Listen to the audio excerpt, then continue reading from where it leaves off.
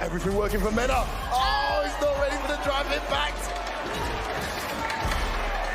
Guess for game here, guys. Oh, the side switch. That was this gun and more. There's still more. Pretty impressive, huh? Fighting games are all about combos, right? Big, flashy strings where one person exhibits their hard work and dedication paying off by devastating a health bar.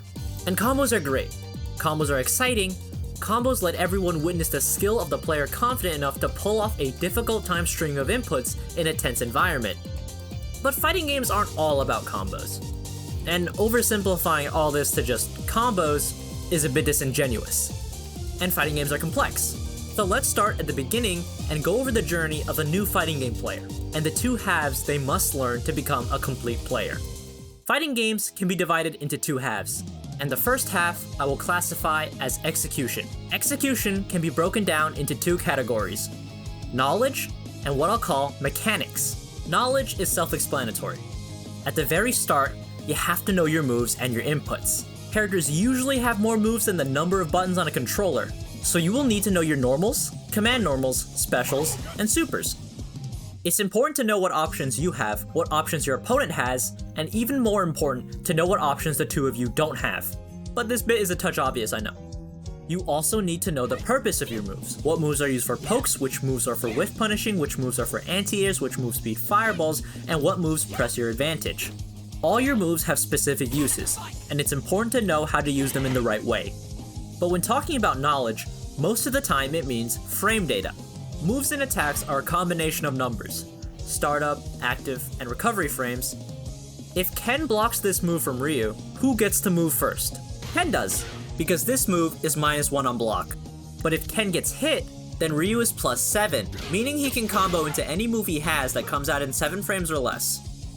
The better you get at fighting games, the more important it is that you learn frame data. You have to know when it's your turn to push a button, what your character can specifically do to punish specific moves, and you have to know what moves you can throw out that don't risk your life if they fail.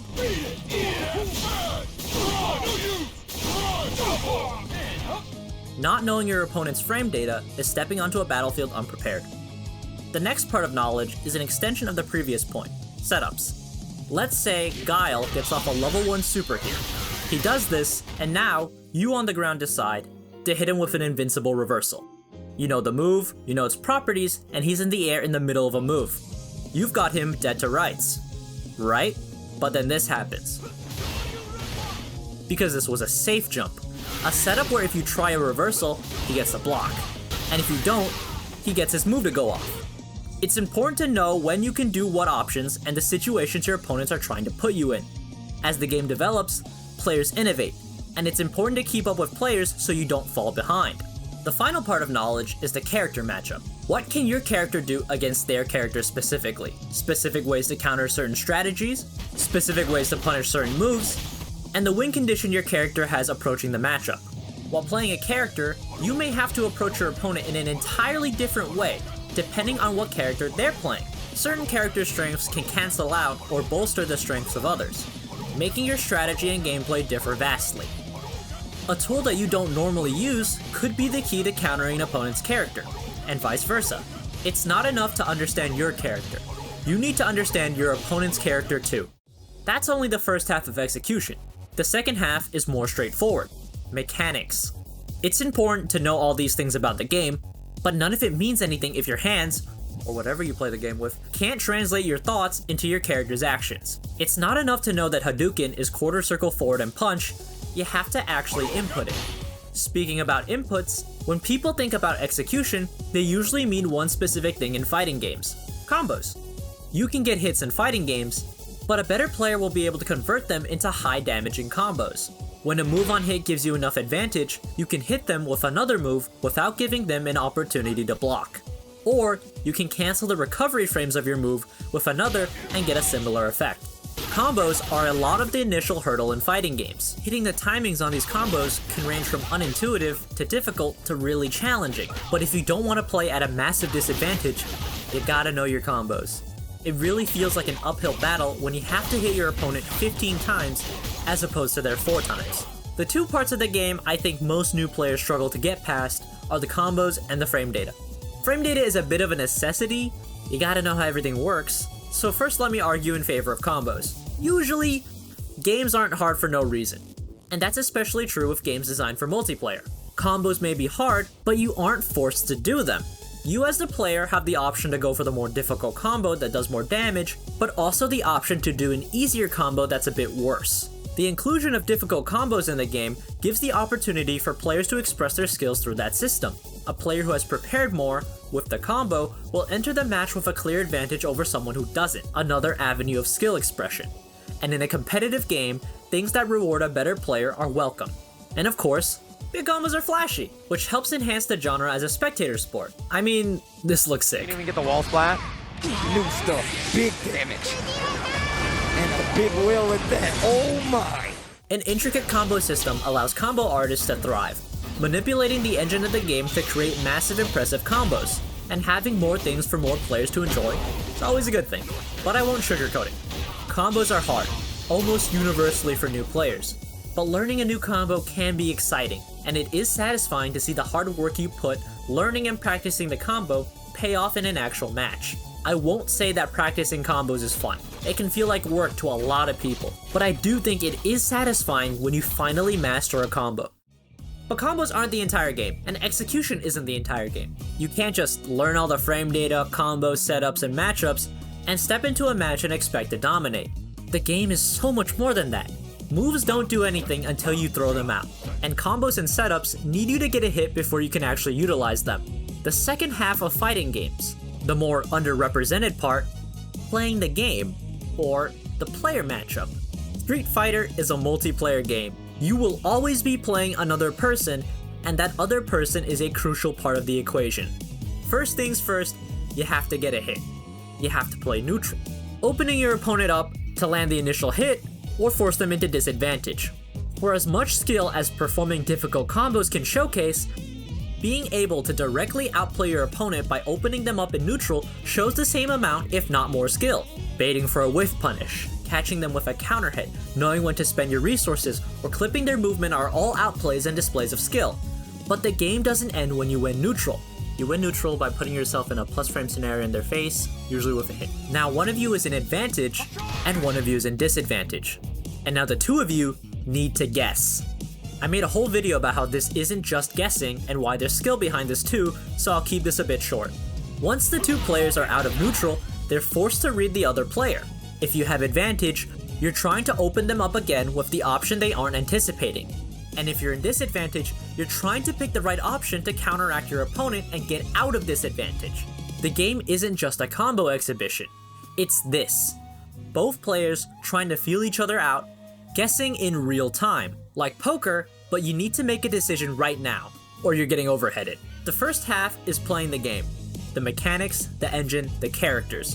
But the second half is playing the player, the person on the other side of the screen, or the one sitting next to you. You're not playing against a static computer, you're playing a dynamic player. And remember, you're actively trying to beat them, and they're actively trying to beat you.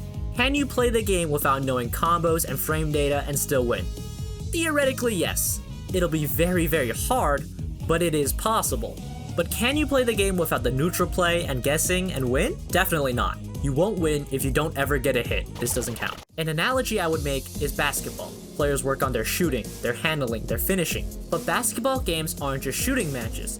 They aren't three-point contests. Sure, it matters that the shots actually land, but there's a reason franchises hire coaches and coordinators. If the game was simply who can shoot better, it wouldn't be nearly as interesting.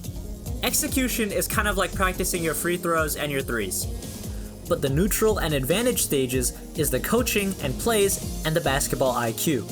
And it doesn't matter if you can shoot 50% from the perimeter if the enemy team never lets you put up a shot. LeBron isn't getting on the court for 4 quarters by himself. He's playing against and needs to outplay other world-class players, like two-way Wiggins. I've gone 0 for 7. Wiggins gets his size back. So the game is split into 2 halves, execution, and what I'll just simplify as game sense. These are 2 halves, but they aren't equal halves. In most games, game sense is much more important than execution, but this distribution does differ between games. The better you are at one of the halves, the more leeway you have on the other. Can't get many hits off? Make sure the ones you do hit really hurt. Can't perform big combos? Just get off more hits. Until you get to a higher level, these two halves offer a balance in performance. And because of that, you don't need to learn everything about execution before you can start to enjoy fighting games. You don't need to be able to do big combos to have fun or even to win. All you need to do is outplay the person on the other side of the screen. A complete fighting game player has mastered both execution and game sense. But if you're new, try to learn both at the same time, but put a bit more emphasis on game sense. All you need is some rudimentary bread and butter combos with your character, then try to focus on your game sense and outplaying. I promise it'll be more enjoyable that way. So that's the first point I'm here to make. But video ain't over yet, so here's another one. Fighting games in practice aren't really about the combos and execution. I would actually argue that execution is generally the much less impactful part of a fighting game while in an actual match. Fighting games are about the game sense, the interaction between the two players, and the active effort of both players trying to outplay the other one. And that isn't what execution is about. So let's go a bit deeper into execution first. Execution may elevate your gameplay when you first start out, but at the top level, execution is almost a non-factor, because everyone knows their combos, everyone knows all the setups, and everyone knows the matchups. Mostly. I'm not saying it doesn't make a difference, it does, but it doesn't come up nearly as often as you would think. And at high level, the skill expression of combos kind of fades away. It stops being how good is their execution, let's see what combo they're gonna do, and it ends up being what do they want to get out of this combo? Do they want damage, corner, or knockdown advantage? Okay, it goes from an execution showcase to a game sense showcase. And when examining the combos for each of these choices, we aren't looking at how hard the combo is. It's just, is the combo optimal or suboptimal? Some players will always be focused on making sure they find and perfect the next optimal combo, but that combo usually isn't the difference maker in a game, usually. At the top level, execution isn't really a valuation of player skill anymore, it's just a requirement. Top players really shouldn't be measured by their execution, but by their game sense, because their execution will always be top-notch. It's almost a guarantee. Character exceptions definitely exist, such as Ed's dream combo or Rashid's little hoppies, but all that practicing still means nothing if you can't get the hit. And that's what really matters once you get to top level. The game sense that you learn at the beginning of your journey is really what the game is all about at high level, the destination of the journey. Back in the day, execution was more important, but with games nowadays de-emphasizing setups and difficult combos, along with the more accessible spread of information, topped with the gradual increase in player skill across the board, execution isn't as impactful as it once was, and I don't think that's necessarily a bad thing. Fighting games are player versus player games. You're not here to play against the computer or the engine or the mechanics, you're here to play against the opposing player. And this is where I think the genre shines the most. Not the beautiful, intricate combos, but the tense one-on-one showdown between two players. Don't get me wrong, I think execution is great, but I just think not enough focus is put on the way players directly outplay their opponents. Fighting games are incredibly dynamic, whether it be players trying to adapt to each other on the fly, or the way different players approach their situations differently. And we should celebrate the players that are able to excel in this regard. When evaluating top players, I don't even think execution should be considered, except maybe in extreme cases. When evaluating top players, we should look at three factors. How good are they at getting advantage, their neutral play? How good are they at guessing with advantage, their offense? And how solid they are on disadvantage, their defense? All three parts of game sense. How good are they at finding an opening? How good are they at reading their opponent when the odds are in their favor? And how good are they at doing that when the odds are against them? With the time and work it takes to become a top player, execution is a given. It's everything else that we should be focusing on. Execution is flashy and draws people in, but it isn't what makes the game fun long term, in my opinion. I know it's a tall ask for new players to get past the execution barrier in order to play fighting game characters, but I promise you it's worth it. Some of the best, most rewarding experiences can be found in fighting games, and developers seem to recognize this, and like I said, are de-emphasizing difficult combos being optimal and required. It's important to keep the big picture in mind, and execution isn't the entire picture. It's a striking, beautiful part, but it isn't everything. If you want to get better at fighting games, there's no avoiding execution, but don't let execution keep you from enjoying or appreciating all the other parts. Let's not forget the time when Smash Ultimate came out and took the world by storm, and I would argue that the popularity of the game wasn't due to explosive execution. Smash as a franchise has always been execution heavy, but it was always in a more subtle way, the movement. And because the expectation of learning combos doesn't loom over them, Smash can attract a bigger casual player base, and in turn, a bigger player base. The execution is still there, it just isn't as glaring, and I think that's okay. So come give fighting games a chance. Not for the big crazy combos, but for this. The neutral, the offense, the defense, the decision making, the risk reward, and the reads. We can have highlights like this, but don't let that take away any glory from something like just this. the right time. Here we go. Command throw. Another command Oh throw. boy, I feel like this is something Another Phenom command loves to do. throw. The fourth one, you never know. Yes, there it is. The fourth one. He's done it. He's definitely done that to Tiger before. We've got